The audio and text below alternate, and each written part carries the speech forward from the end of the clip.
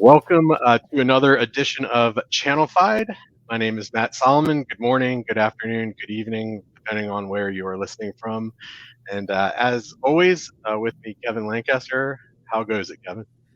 It goes well, Mr. Matt Solomon. How are you today? I'm doing good. I'm doing good.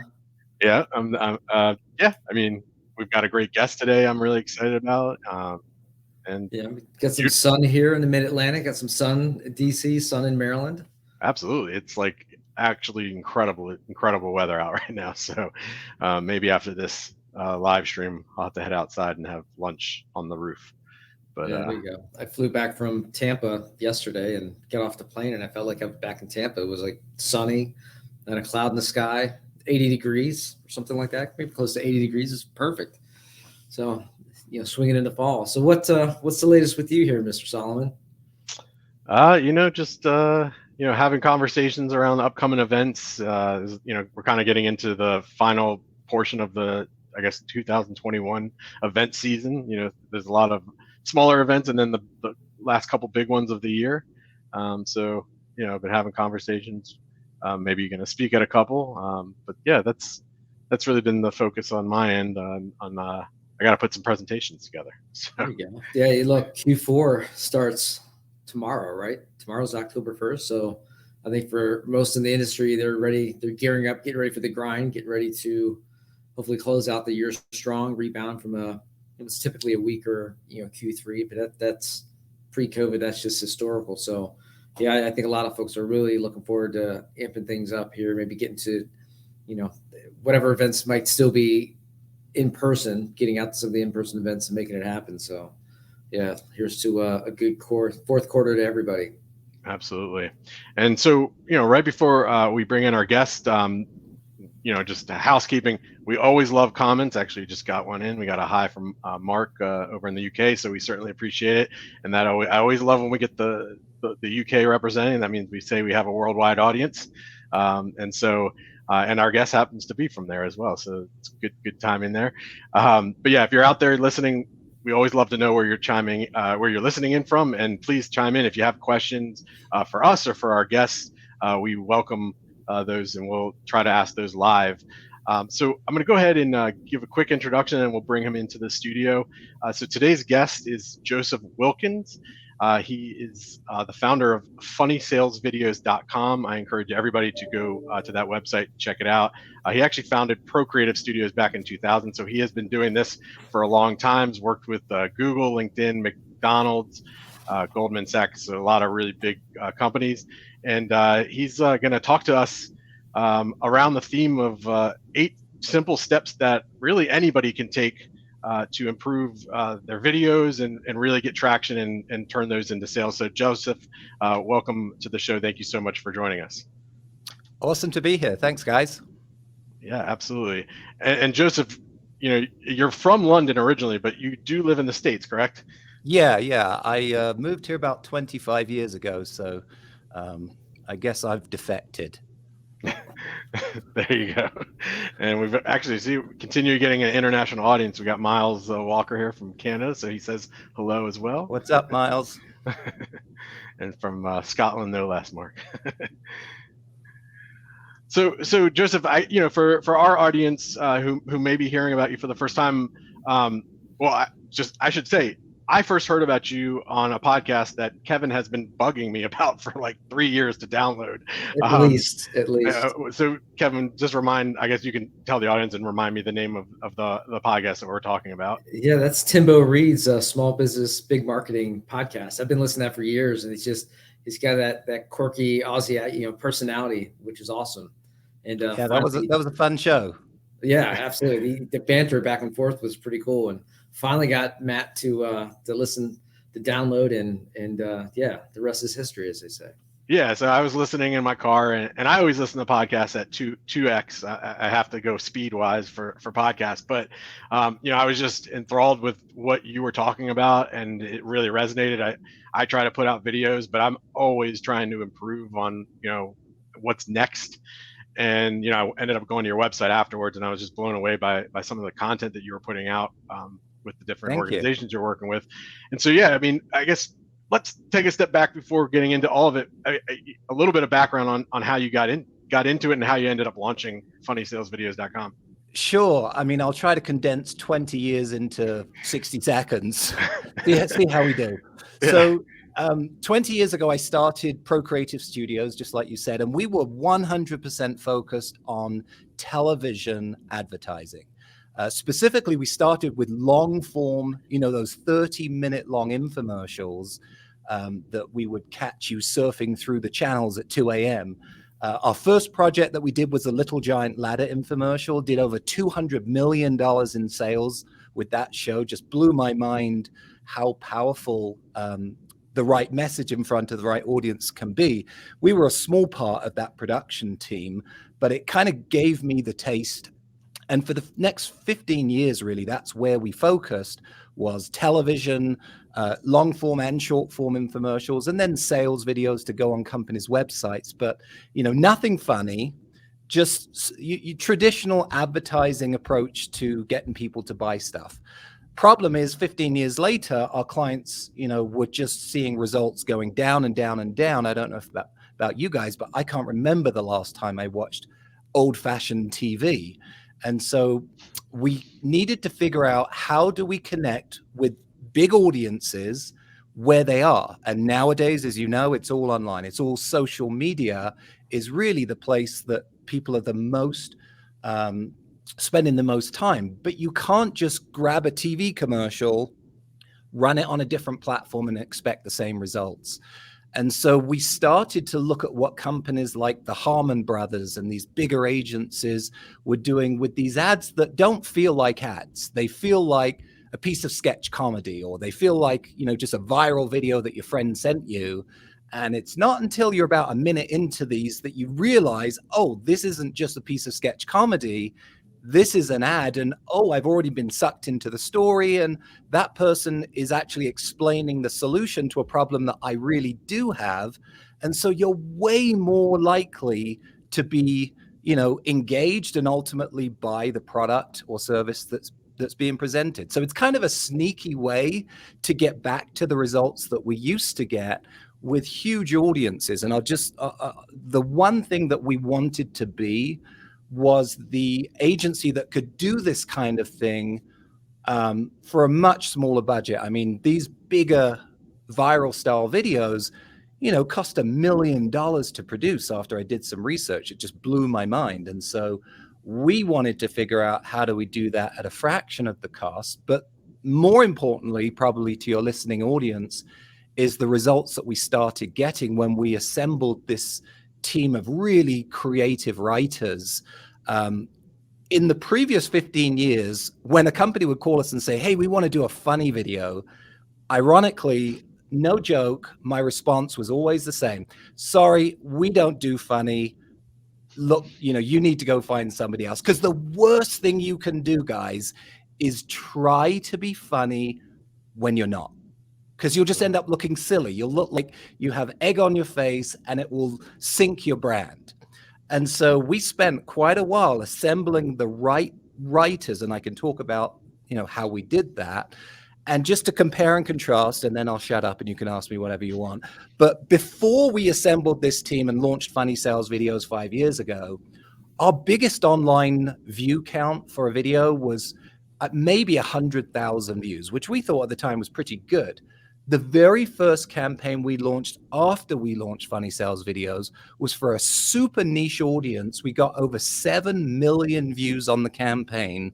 More importantly, generated over $500,000 of revenue, which immediately gave us the clue that we were onto something. Fast forward to today, our biggest campaign is close to hitting 100 million views, millions and millions and millions of dollars in sales. And so that's really all we do these days. We're the opposite. When companies call us and say, I want a boring video, we say, sorry, we don't do boring, because these videos are just so fun to make, to watch. And most importantly, our customers come back to us because they work.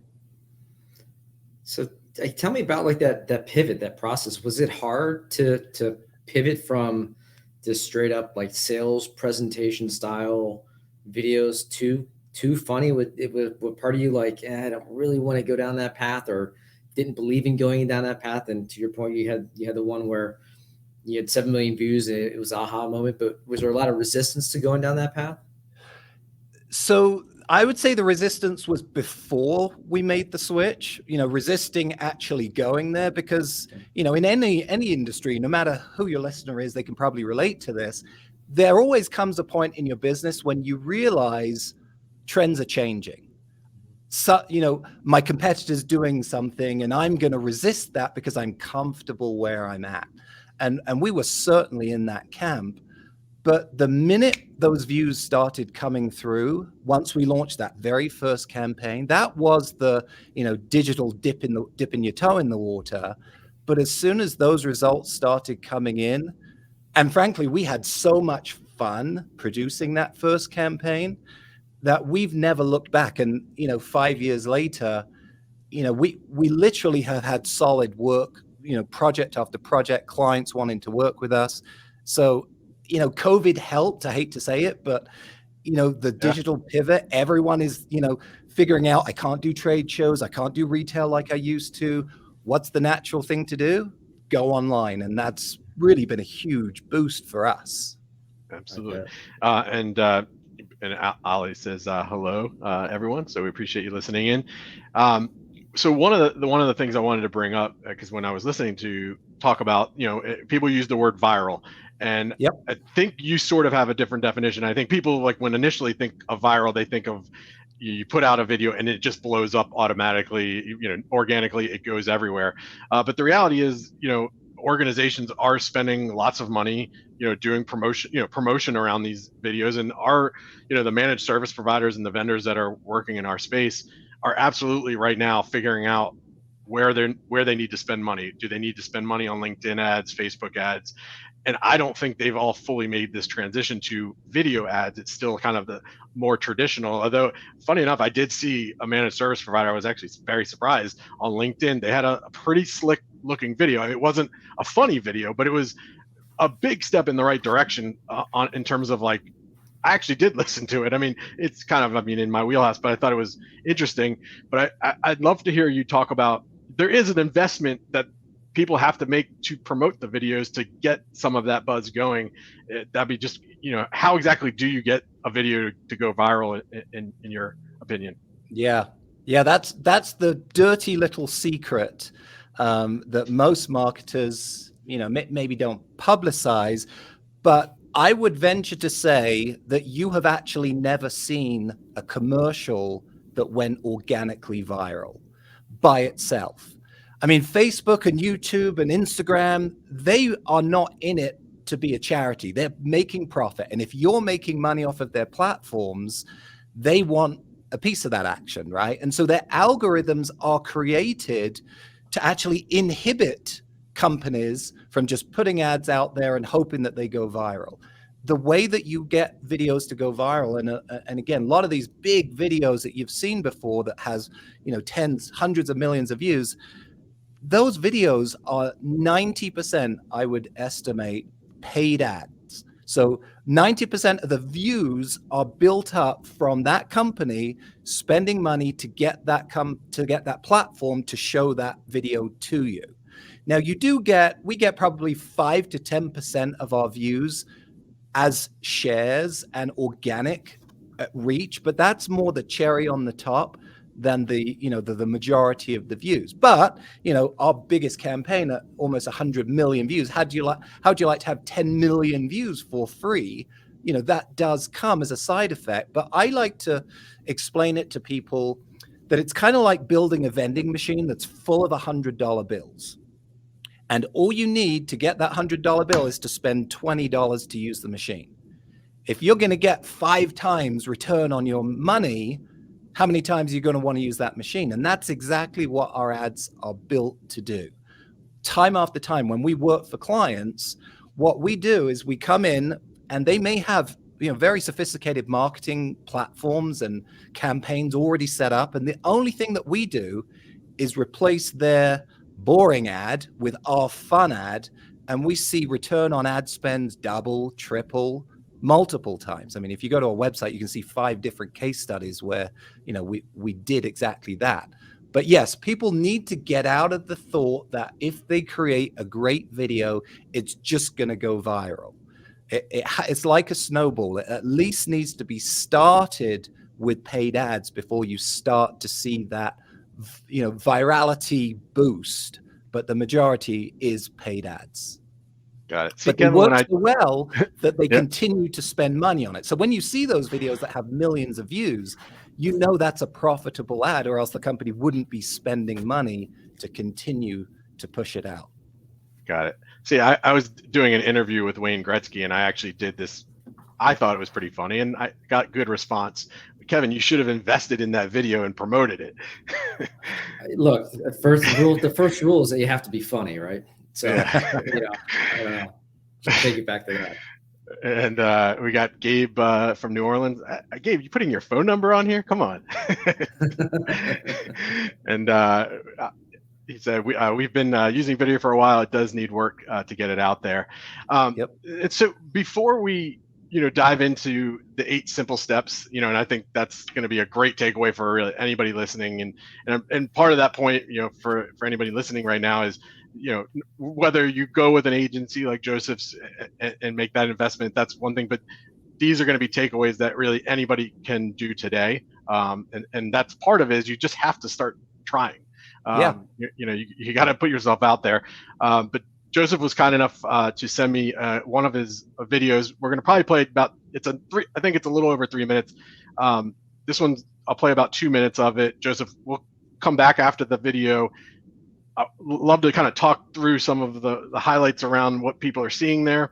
And obviously, if you're listening to us in a podcast format, we would encourage you to go to his website. You can watch the video in full and get that full experience. But we'll go ahead and play this, and we'll talk a little bit more about short form video versus long form video, because I know you have a lot of statistics around that as well. Yeah. Things you should never mix with water: mascara, home electronics, sodium metal, witches. I found it! But do you know what really shouldn't have water added to it? Laundry detergent. Why? Laundry detergents like these contain up to 80% water, which is why they're so heavy. And this is how much waste the average family creates in a lifetime just from buying laundry detergent. Look at that. It's more plastic than an episode of Real Housewives. And while technically many of these are recyclable, studies show that only 20% will actually reach the recycling plant, leaving the other 80% filling up landfills, or worse. You accepted the challenge to boycott plastic straws, get a hybrid vehicle, and replace your toxic deodorant with baking soda.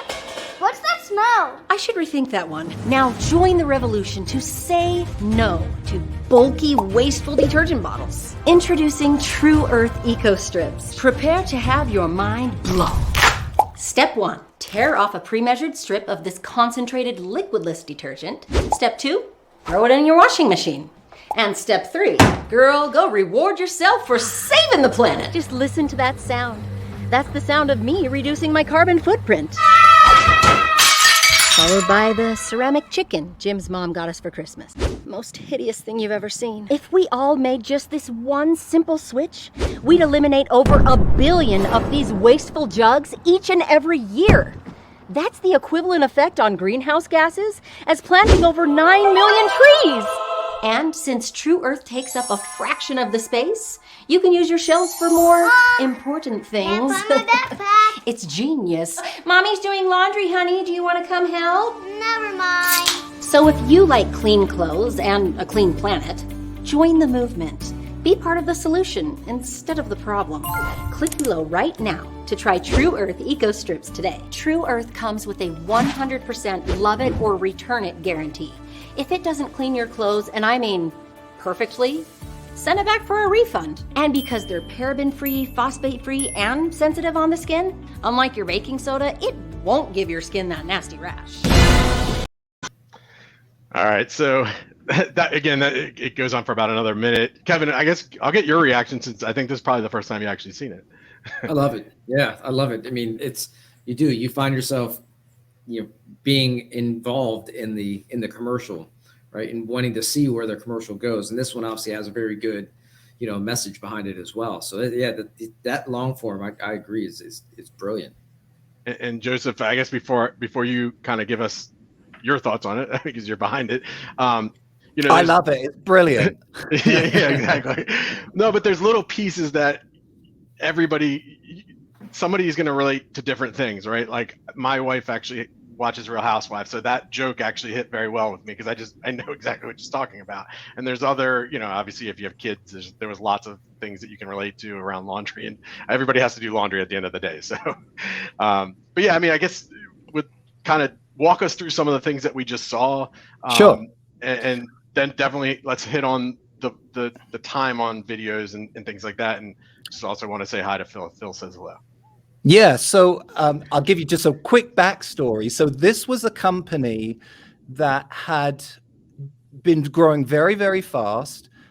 They were pretty much only online retailer. And when they came to us, they were just about to be given the second fastest startup in Canada award.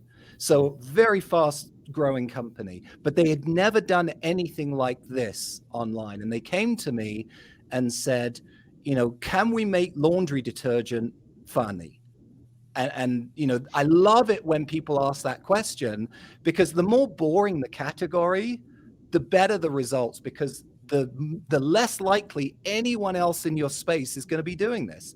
The whole key to good advertising is to be disruptive. It's to be different. It's to stand out. It's to get talked about. I mean, who would know that 3 years later we would show that ad on this podcast? I mean, that's the testament. And more importantly, not that you guys aren't important, but we just hit 50 million views on that video. Wow. So, clearly we mission accomplished. But with a company that was growing that fast, the week that they launched that ad, they had their biggest ever sales day on record. So I already had a very high bar. And right after launching that ad, that skyrocketed them to number 2 on Amazon in personal care.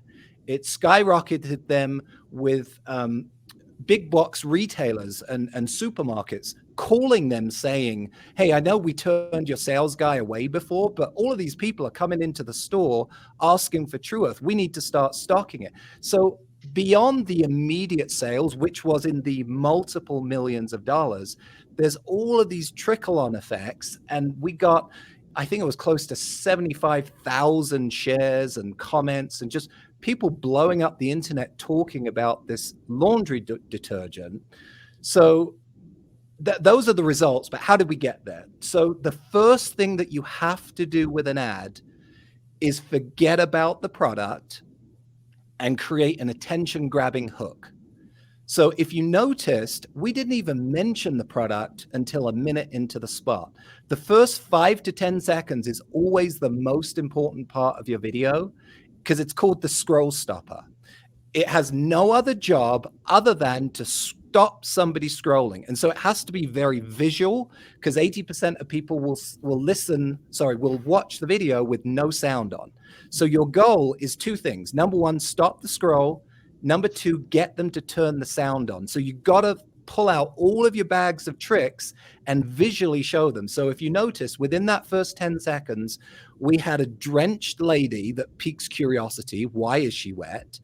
We had kids pouring buckets of water over a laptop. We had an explosion, and then we had a witch with a bucket of water thrown on her.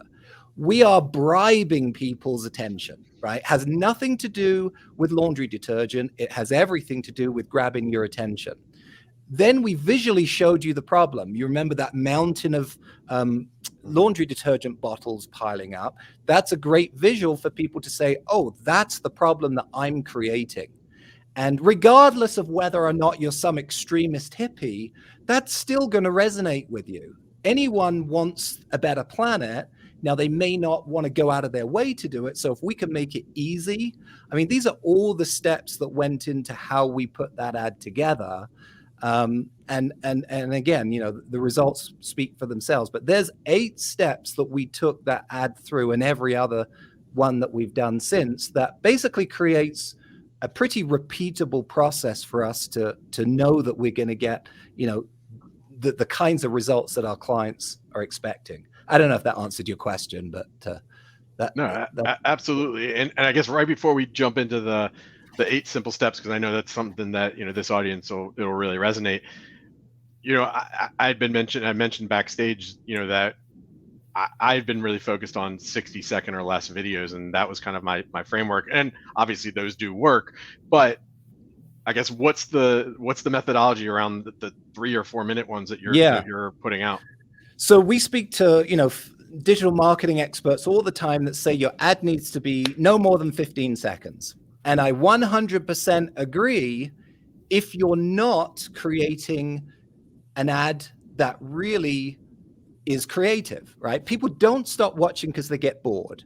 They stop watching because they don't stop watching because it's too long. They start watching because they get bored.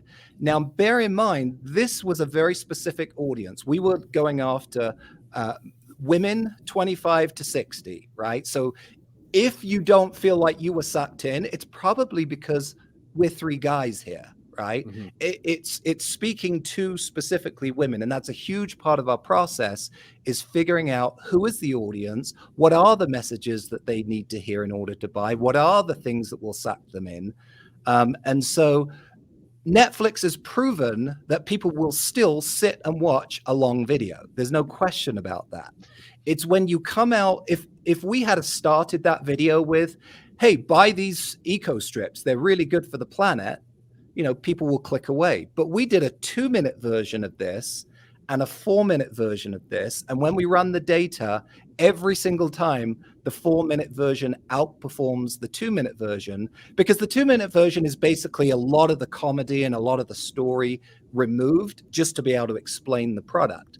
And so that data right there showed us, now we still ran the 2-minute version on platforms like Instagram that don't allow longer versions, mm-hmm. but the majority of the money was spent on Facebook, where you can run those longer ads. And so I always tell people, don't worry about length, worry about engagement, worry about capturing people's attention and hooking them continually through that 4 minutes. If you start out with a great hook, but then it just gets boring, people are going to get lost. So it's kind of hook, educate, hook, educate, hook, educate, you know, and sell. Yeah. So Kevin, the takeaway is your videos are too boring. So you got to get the hook in earlier. I'm just kidding. I reserve my comments. No, but yeah, it does make me think that I should stop doing those like 15-second, you know, while I'm running, you know, sweaty running, you know, commentaries on books or whatever. Yeah, that's definitely not funny by any stretch. But there's a time and a place for all video content, right? This is what we call a top of funnel video, which means you're sending it out to cold traffic to just grab people's attention and get them into your sales funnel. Once they're in your sales funnel, they're showing that they're interested. Then you can use, you know, customer testimonials and unboxing videos and messages from the CEO that are very low production. So it doesn't, you know, don't think that all videos need to follow this format. We're just talking about top of funnel, first impression to get a wide number of people into your sales funnel. Yeah, and Kevin, obviously kidding. I think you should actually continue to do those videos, and you can start a hashtag called Sweaty Kevin and see if that takes off. Man, you're just getting all the jabs in today. Right. Go on. No, I'm being serious. I mean, the hashtag, I was kind of joking, but I do think people like your videos. They resonate with people. So one thing, you know, we definitely want to get to is the 8 simple steps for any business who can, you know, follow to drive these immediate online sales. And, you know, I believe you kind of set up the first step, which was knowing your audience. If I'm remembering correctly from the podcast I listened to, is that the first one? It is. Yes. Very good. Well remembered. I mean, I always say it's like, who here listening would ever write a letter walk to the mailbox, and then decide who to address it to. And yet that's what we do with our marketing often. We just go out and produce what we think. And then, we kind of realize, oh, I wonder if other people are thinking the same thing. So we spend, just to let you know, our average video takes between 3 and 4 months to produce. So we spend about 2 months of that doing research and scripting.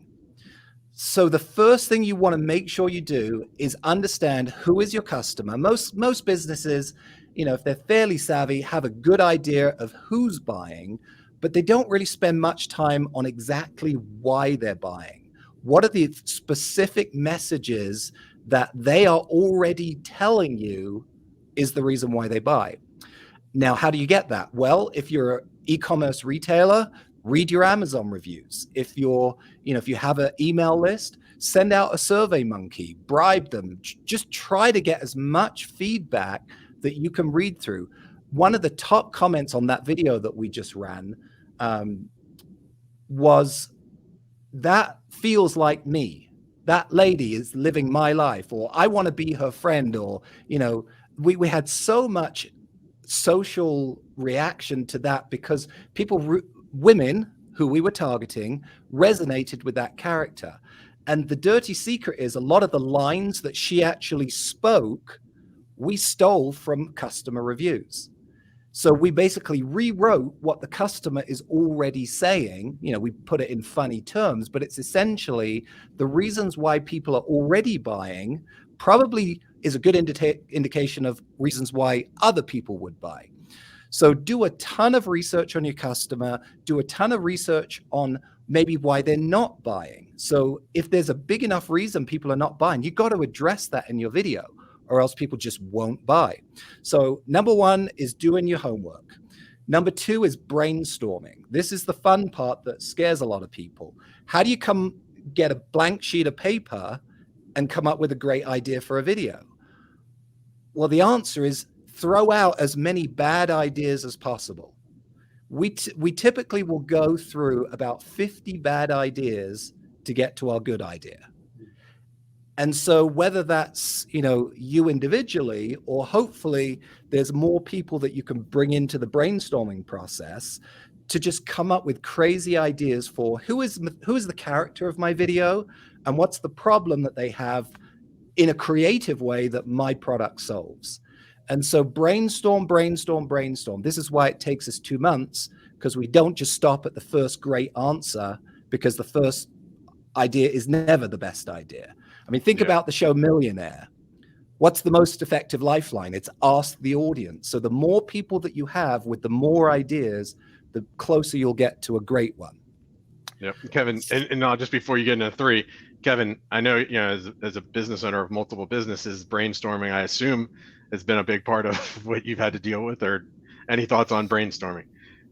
Brainstorming is it's a curse. It's a blessing. It's a curse. I can't live, more than like 10 feet away from my whiteboard, because I'm always on the whiteboard, always sketching out ideas, concepts, thoughts, and then trying to get, validation through lifelines, right? Through ringing a friend or yep. Throwing things out to the marketplace and seeing how they react to it. So yeah, whether it's, that's more of like, more organic, I guess, and trying to figure out what direction to take a business and what have you. But it's all about brainstorming in this head, at least. Absolutely. Yeah. All right. And lots of different avenues in business. The principles are the same. The other thing about brainstorming is you want to give your ideas time to percolate. And what I mean by that is oftentimes we'll be in a brainstorming session and we'll think we've nailed it. And then you've heard the term go sleep on it. I think that's so important, because sometimes, the best ideas will come when my brain isn't engaged. It's when it's relaxed. I literally dream ideas, or I'll be in the shower, I'll be on the toilet, or I'll be hiking. So you always got to keep a notepad or your iPhone so that you can write these things down. So give it time. Don't just say, okay, this is the one we've decided on. And again, that's why our videos take quite a while to arrive at the final concepts. So step 3 is the scripting. So the brainstorm is nothing more than who's our character, what's the problem? Then you got to bring in a creative writer. And I tell people there's two parts in this process that you should not do yourself, unless you're very skilled in these two areas. Number one is the writing. Now, you can be involved with the writing, but you need a really good writer. And they aren't that hard to find. There's many freelance writers on Fiverr or Upwork, or maybe you've got a copywriter in-house, bring them in. But a really good storyteller is the key. So they'll take your concept and they'll take your marketing copy points that you did in your research, and they'll basically flesh that out. They'll create a story around that. And again, you want to make sure that a big part of your story is that opening hook, and then a story that kind of takes them through what's the problem, how did they find the solution, and why is their life better afterwards because they took advantage of your solution. So step 4 then is adding the comedy in. So a lot of the times we'll end up with a script that's very, very entertaining, but it's not funny yet, but it's compelling because it's got all those ingredients. Then what we do is we will bring in at least 5 professional comedians. Now you say, well, where would I find a comedian? Again, the easiest answer is Fiverr, or go down to your local comedy club, or go on YouTube and find people that are funny. You'd be amazed how many really skilled comedians are really starving artists, right? They do gigs at night.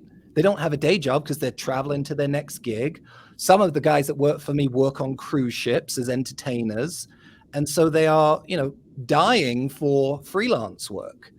But don't try to do that stuff yourself. I don't ever try to write jokes myself. I can tell when a joke is funny, but it takes a certain skill to just come up with a funny joke from nothing.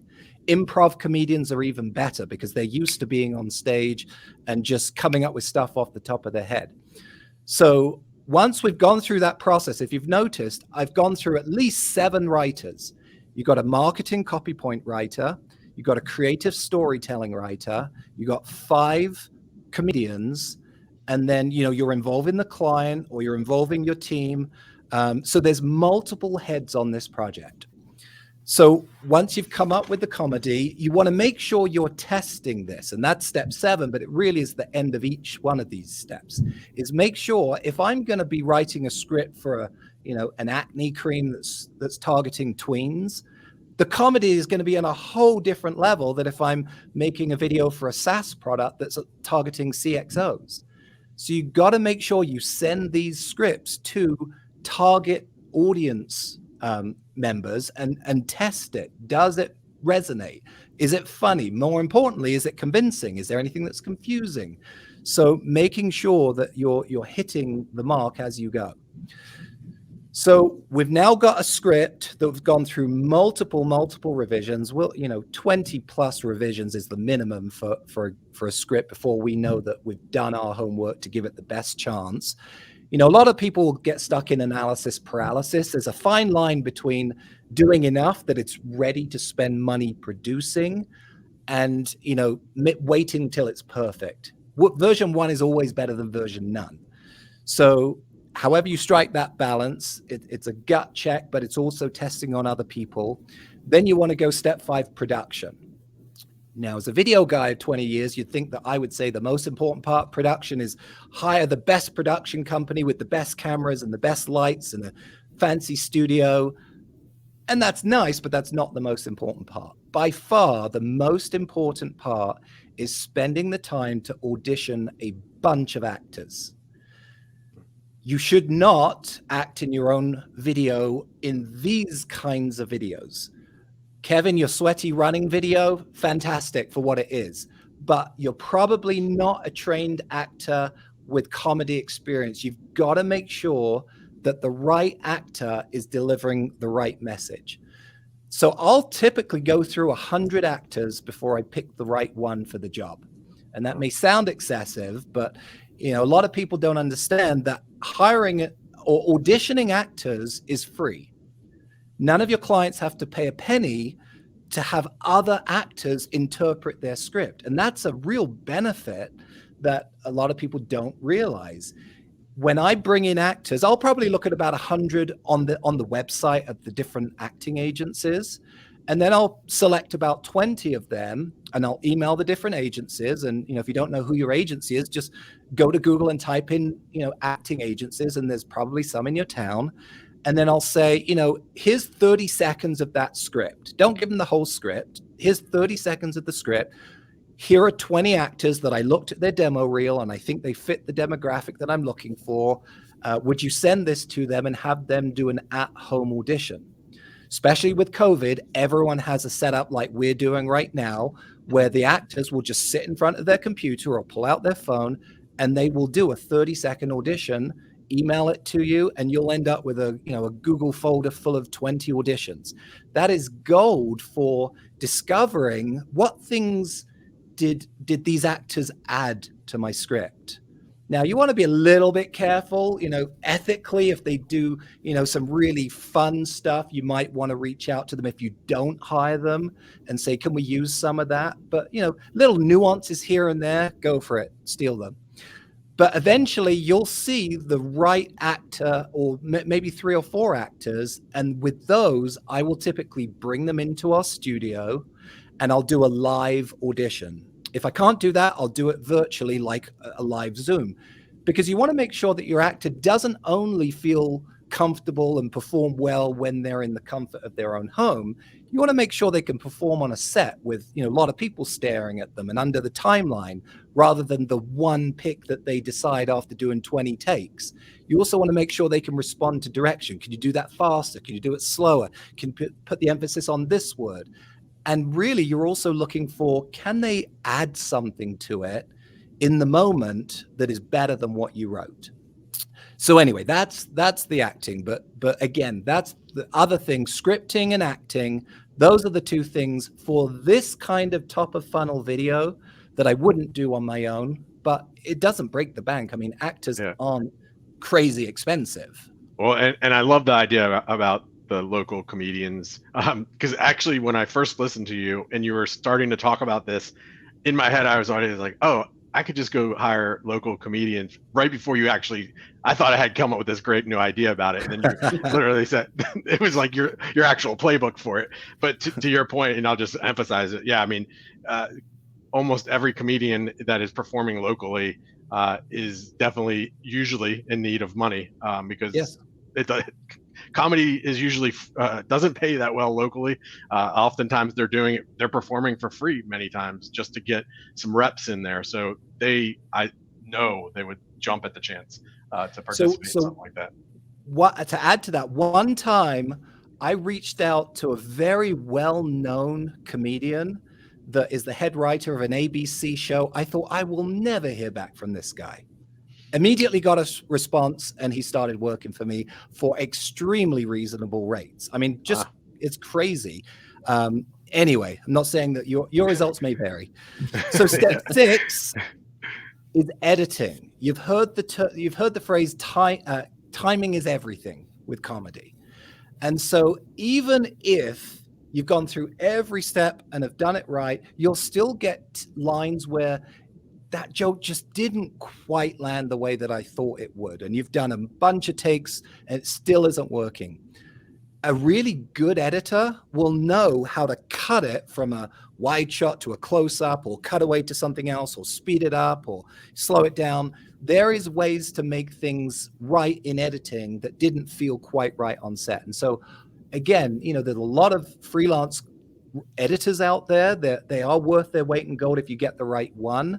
But again, any of these steps, you can do it the best way, or you can do it your own, cheap way. And I truly believe, even if you do it the cheap way, you're going to get better results than what you're currently getting. So, take all of this with a grain of salt, that there's different ways to do each step. But, our editors, they just know how to cut timing right. They also know how to speed things up.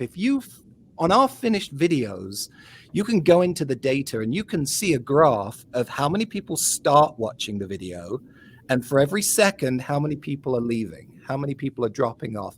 And most of our videos, in fact, the Harmon brothers, the best in the industry, the guys that we learned from, we went through the Harmon Brothers University, they say that only 5% of people that start watching their video ends watching their video, which sounds awful. I've lost 95% of our viewers, but some people leave to go buy the product.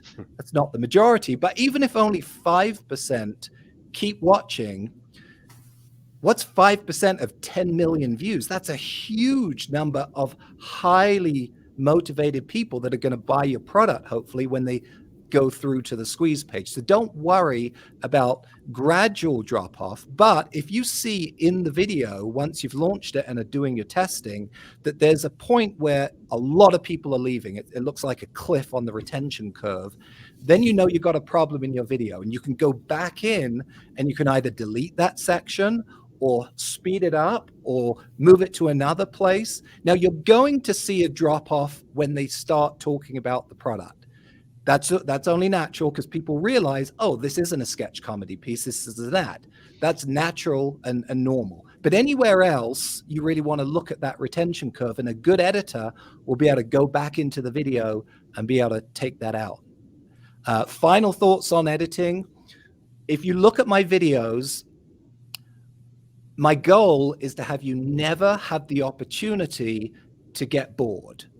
And so there's literally no dead space. There's no breathing. Like, we cut out breaths, we cut out pauses, we speed up, we overlap people's dialogue so that once one person finishes speaking, the next person has already started.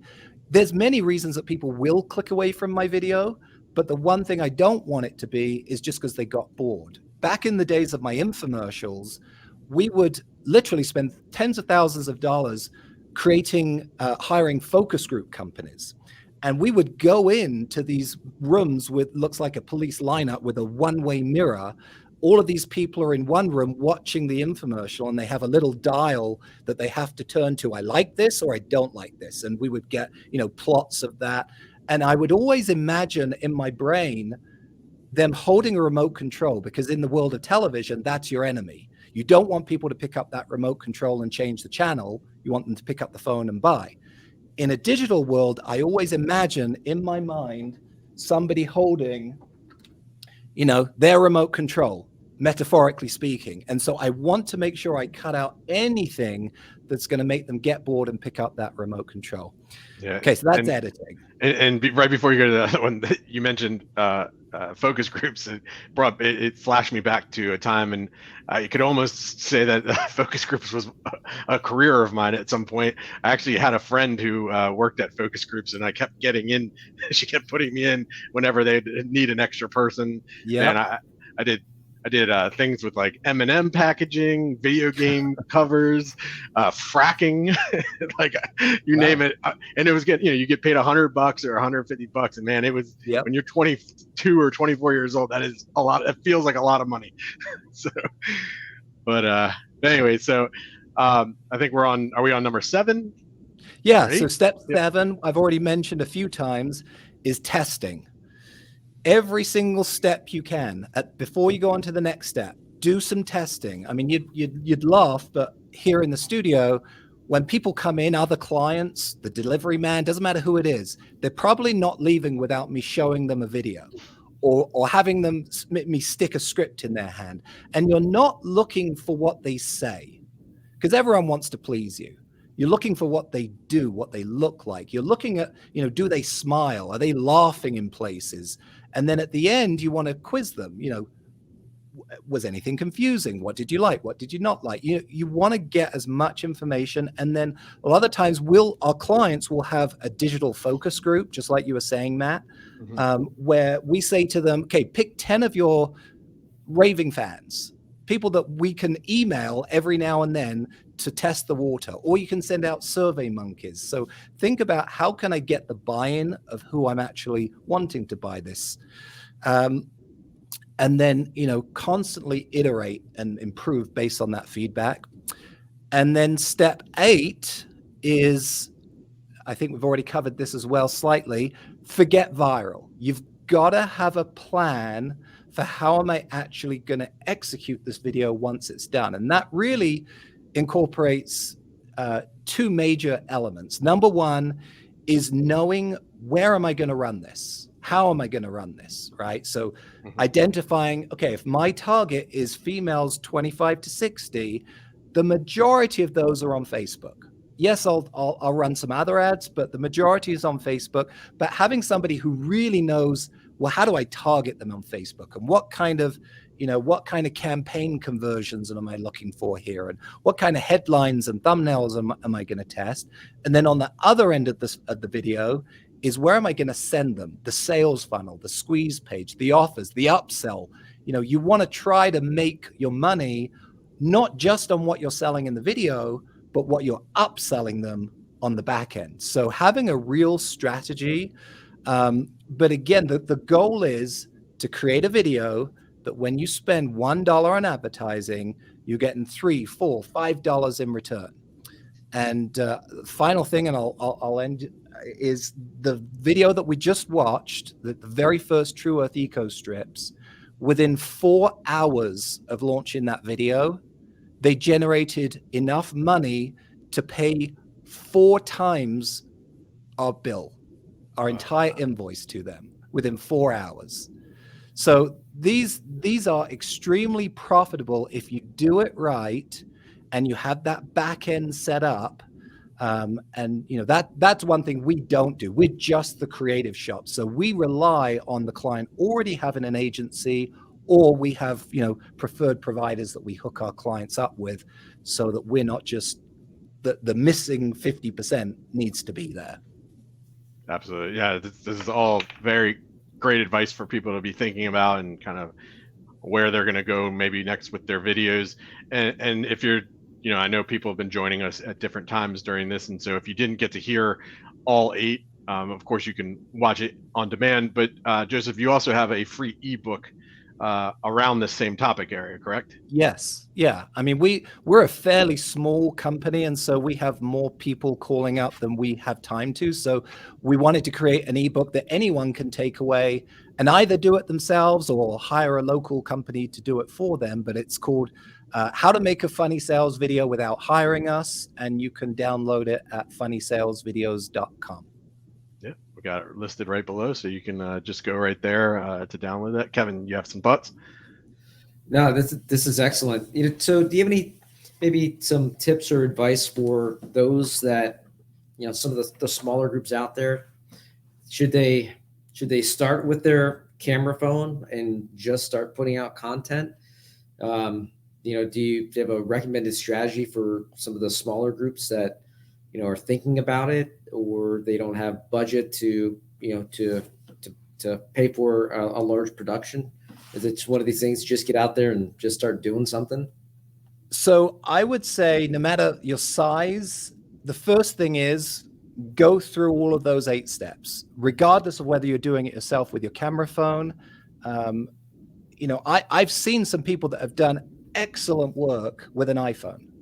Technology, I mean, I used to pay, in fact, I remember when I first started my company, I paid $50,000 for a camera that was worse than the one that I'm holding in my hand right now. And if you're listening, I'm holding an iPhone. So you don't have the excuse that I don't have the ability to do this. What you don't have is the tools and the creativity, which if you don't have the creativity, you can find people to help you. You do have the tools because you have an iPhone and you have my free download. So I would say just do what your competitors would never do. Do what your competitors aren't doing. Having said all of that, I have one client. In fact, there's a video right at the top of my homepage at funnysalesvideos.com, and it's called I Doubled My Sales Spending a Very Low Budget. And I would tell anyone to go watch that video and see if that doesn't strike a resonance with you, because they basically were thinking about mortgaging their house to hire a much bigger agency to do this. Then they spoke to us and were amazed at the pricing that we gave them. And a year later, month over month, their sales have doubled. So, it just depends. If you're currently spending money on digital ads, how much more could those ads be returning in profit if you had a better ad running, and then just do the math and figure out, am I spending enough to make it worth investing a little more in a good ad to run, or should I do it myself? Yeah. And I think so much of our audience, at least on the MSP side, and probably on the vendor side too, just hasn't even dove into video advertising yet. It's still such a new concept, I think, in our arena. But as I said, I saw an MSP do a video the other day on LinkedIn, so we're starting to see it in. But definitely, it's a newer concept and something that everybody should start tackling. Let's see. Miles had a comment, just said, "Great session, Joseph. Great insights. I'm off to film a video for an event I'm doing in November. Love the tips from all of you. Hashtag sweaty Kev. I love it." See, we're starting a movement. That's awesome. Good luck, Miles. That sounds great. Yeah, and I kind of was joking with Joseph backstage, Kevin, before you got on, because I had reached out to him and was just telling him about some of the things we're doing, and I joked with him and said, well, Kevin doesn't realize he's walking into an actual sales pitch that for me, trying to convince him to invest in this type of video production. So, I've been around you long enough to know this is exactly what this is. This is all part of your master plan. Yeah. But Joseph, thank you so much. I know it was pretty short notice, and you jumped in like a champ, and we appreciate that. And again, for anybody listening or watching, funnysalesvideos.com is the website. If you put a /ebook onto that, there's that great PDF of the 8 simple steps that you can take. It's really starting today. So everybody take the video challenge, and hopefully we can all rise together and really differentiate yourself from your competition. So any final thoughts there, Joseph? I was just going to say, if anyone takes a stab at it, I would love to see it. Reach out to me on LinkedIn and send me a link. I'd love to see it. And anyone else that wants to chat, that's probably the best place that I'm active on LinkedIn. Awesome. And Gabe says, nice job, Alex. In every conversation, a sale is made if it's you selling them or why you need it, or them selling you and why you don't. Absolutely great advice. So thank you, everybody, for tuning in. And again, Joseph, thank you so much for being our guest here on Channel 5 podcast and live stream. Thanks, guys. Thanks, Joseph.